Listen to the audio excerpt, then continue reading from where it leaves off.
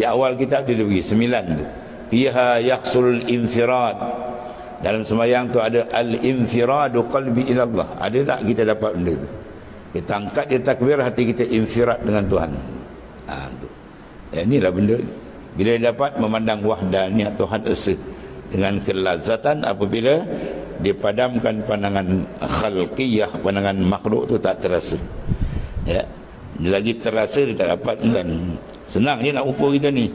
Orang caci kita, orang maki kita, kita marah tak kan? Ya, orang puji kita, kita terangkat tak?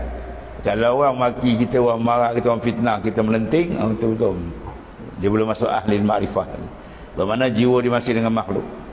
Dia masih marah, orang kata dia nak pandangan makhluk. Orang puji pula dia terangkat. Oh, sedap tak tentu pasal. Itu semua belum lagi. Ya, itu dalam istilah sufi dipanggil ahli mahjub. Orang yang masih terdinding dengan Tuhan jauh lagi.